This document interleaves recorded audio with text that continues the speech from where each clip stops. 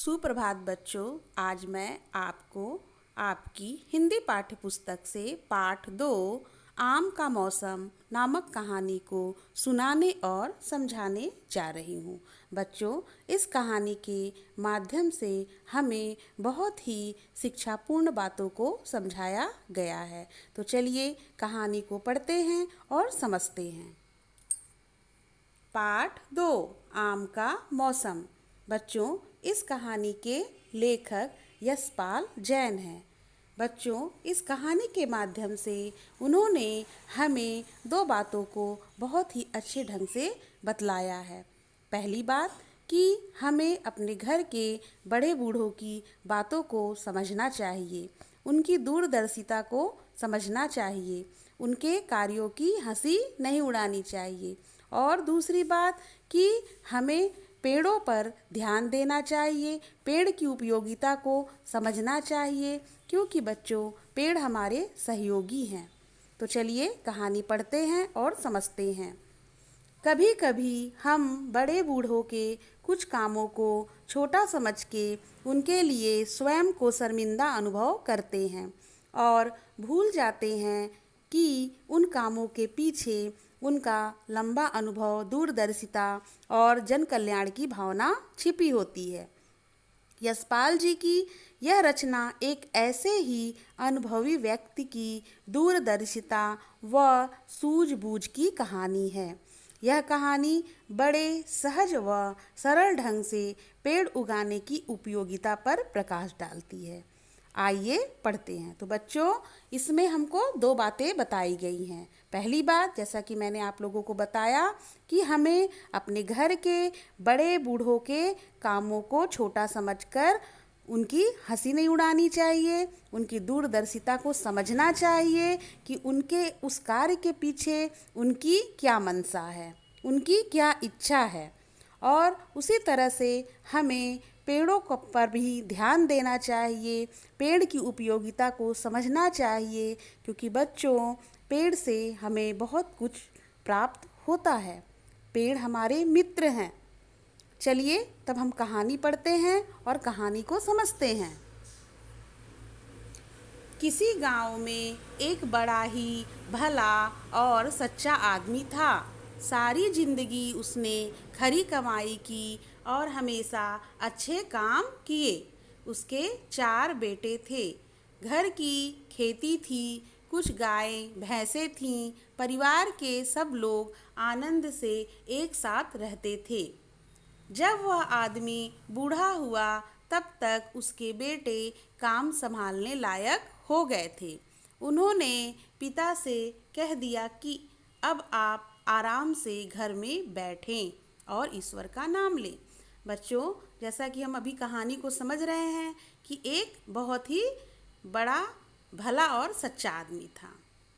किसी गांव में एक बड़ा ही भला और सच्चा आदमी था। भला सच्चा, जो अच्छा है और जो सच्चाई की मार्ग पे चलता है।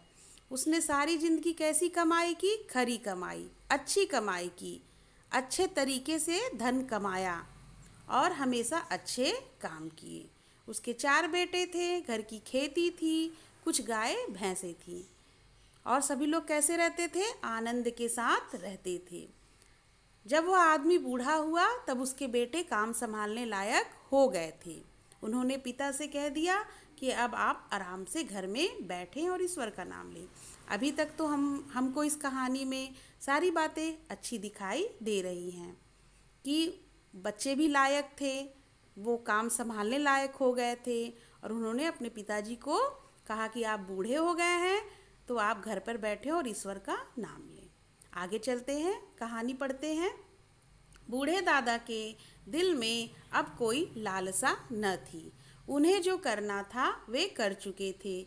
उन्होंने बेटों की बात मान ली और काम काज उनको सौंपकर निश्चिंत हो गए। तो दादा के मन में लालसा, इच्छा नहीं थी, क्योंकि उन्होंने सारा जीवन जो जो उनको करना था वह कर चुके थे, वे निश्चिंत थे। तो उन्होंने क्या किया? अपने बेटों की बात मान ली और काम काज उनको सौंपकर निश्चिंत हो गए। मतलब निश्चिंत मतलब बेफिक्र हो जाना। सारे गांव में उनका आदर मान था। सब लोग उन्हें दादा कहा करते थे। आदर मान मतलब इज्जत थी। और सभी लोग उन्हें इज्जत से दादा कहा करते थे। धीरे धीरे काफ़ी दिन निकल गए। आम का मौसम आया, पर यह क्या, दादा को देखो, जो कभी यहाँ कभी वहाँ सारे गांव में चक्कर लगा रहे थे। जहाँ कहीं आम की गुठलियाँ पड़ी देखते, वे उन्हें उठा लेते और गांव के बाहर जाकर जमीन में गाड़ाते। तो बच्चों, यहाँ पर हमको क्या देखने को मिल रहा है कि आम का मौसम आया। तो आम का मौसम गर्मियों में आता है। तो दादा क्या करते थे? दादा कभी यहाँ कभी वहाँ जाकर चक्कर लगाते थे गांव का, और जहाँ कहीं भी लोग आम खाकर उनकी गुठलियों को फेंके रहते थे, उन गुठलियों को क्या करते थे? उठा लेते थे और गांव के बाहर जाकर खाली जमीन में गाड़ाते थे। उनके बेटों ने यह देखा तो उन्हें बड़ा अजीब सा लगा। क्या हो गया है उनके बूढ़े बाप को? सही बात है, अगर हम इस तरह से अपने घर के बड़े बुजुर्ग को देखें तो हमें बुरा लगेगा कि क्यों ये लोग जूठी गुठलियों को बटोर रहे हैं, क्या कर रहे हैं। लोग आम खा खा कर गुठलियों को फेंक देते हैं और ये उस जूठन को साफ करते हैं। शायद उनमें समझ आ जाए, यह सोचकर वे चुप रहे। जब उन्होंने देखा कि उनके पिता लगातार वह ओछा काम करते जा रहे हैं तो उन्हें बड़ा बुरा लगा। बच्चों ने जब उन्हें देखा तो उन्हें तो बुरा तो लगा, लेकिन वे चुप हो गए कि हो सकता है कुछ दिन बाद ये ऐसा ना करें। लेकिन उनके पिता क्या कर रहे थे? लगातार, मतलब रोज ओछा छोटा काम करते जा रहे थे। गांव वाले दादा को देखकर हंसते। अब क्या कर रहे थे लोग? लोग उनको देखकर हंसते थे, कहते बूढ़े की अक्ल सठिया गई है। भला यह भी कोई बात है कि गली गली घूमते फिरो और कूड़ा इकट्ठा करते रहो। तो गांव वाले क्यों हंसते थे? क्योंकि उनको ये लगता था कि उनकी अक्ल सठिया गई है। जैसा कि बच्चों कहा जाता है कि जब इंसान बूढ़ा हो जाता है, इंसान 60 साल का हो जाता है, तो उसकी बुद्धि अच्छे से काम नहीं करती है।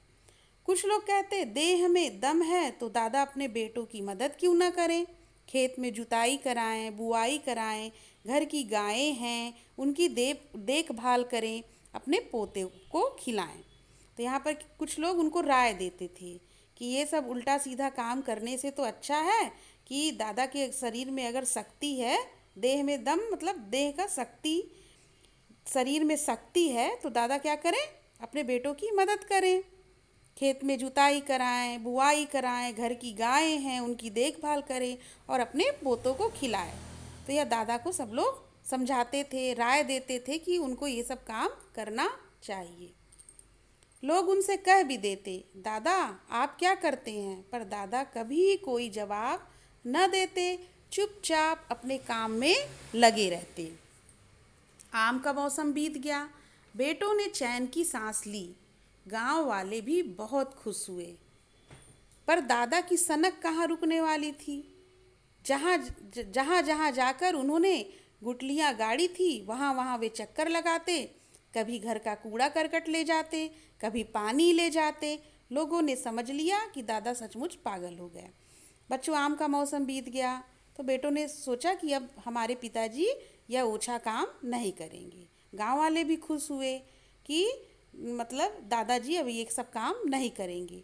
कोई उनकी दूरदर्शिता को नहीं समझ रहा था, बस सभी लोग उनके इस काम को गलत समझ रहे थे।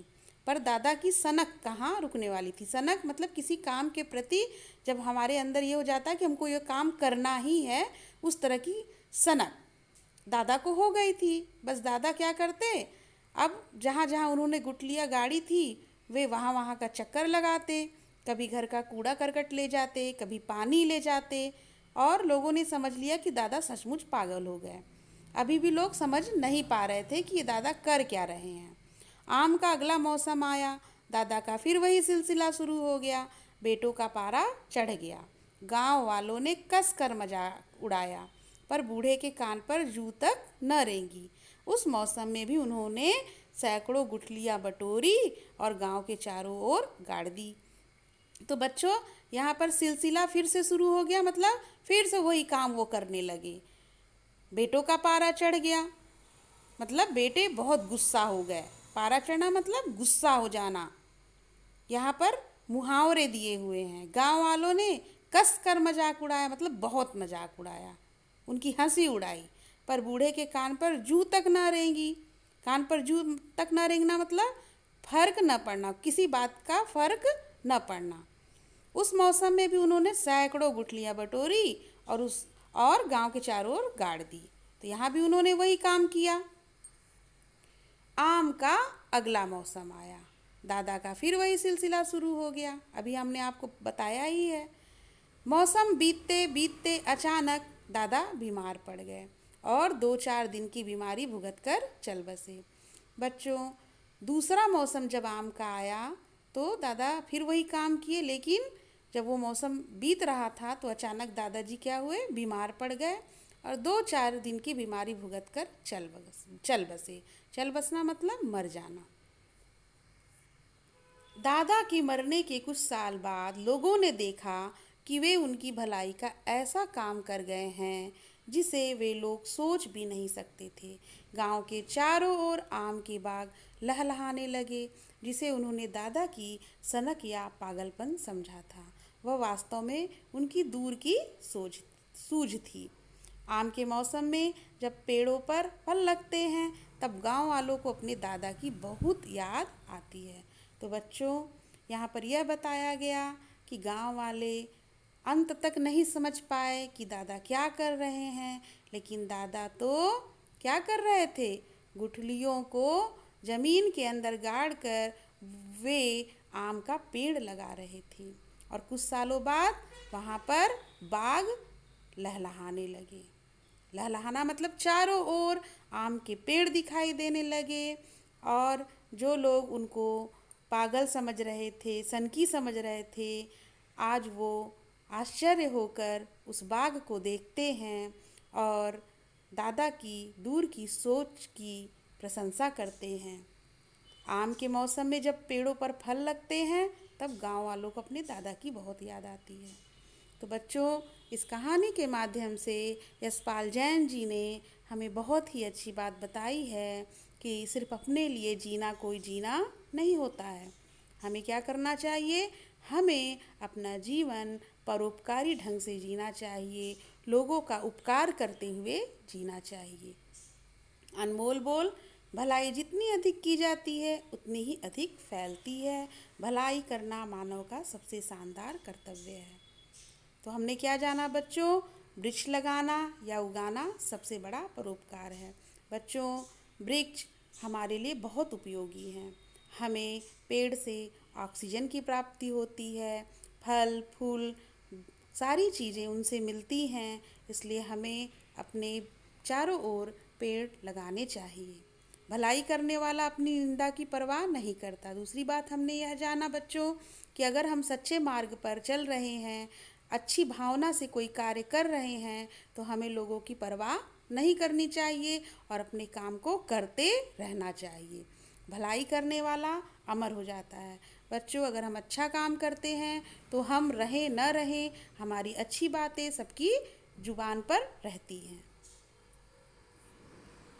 अब हम जानेंगे कि यशपाल जैन का जन्म कहाँ हुआ था। लेखक परिचय। यशपाल जैन का जन्म 1 सितंबर 1912 ईस्वी को विजयगढ़ जिला अलीगढ़ में हुआ था। इन्होंने उपन्यास, कहानी, निबंध, लेख, यात्रा वृतांत और काव्य आदि सभी मुख्य विधाओं पर साहित्य रचना की। जगन्नाथपुरी यात्रा वृतांत, सफलता की कुंजी, हमारी बौद्धिकताएं, निबंध लेख, मेरी जीवनधारा, आत्मकथा, हम सब चोर हैं, धीरज का फल, नशे का तमाशा कहानी, राजकुमार की प्रतिज्ञा बाल उपन्यास, धरती की ममता अनुवाद इनकी प्रमुख रचनाएं हैं। सन 1990 में इन्हें पद्मश्री से सम्मानित किया गया। 10 अक्टूबर 2000 को नागदा मध्य प्रदेश में इनका निधन हो गया। तो बच्चों, यशपाल जैन का जन्म 1 सितंबर 1912 ईस्वी को विजयगढ़ जिला अलीगढ़ में हुआ था और 10 अक्टूबर 2000 को नागदा मध्य प्रदेश में इनका निधन हो गया। शब्द अर्थ हम समझेंगे। खरी, सच्ची, लालसा, इच्छा, निश्चिंत, चिंता मुक्त, बेफिक्र, ओछा, छोटा, सठियाना, 60 साल का हो जाना, देह, शरीर, दम, शक्ति, सनक, किसी बात की धुन, पागलपन, सिलसिला, क्रम।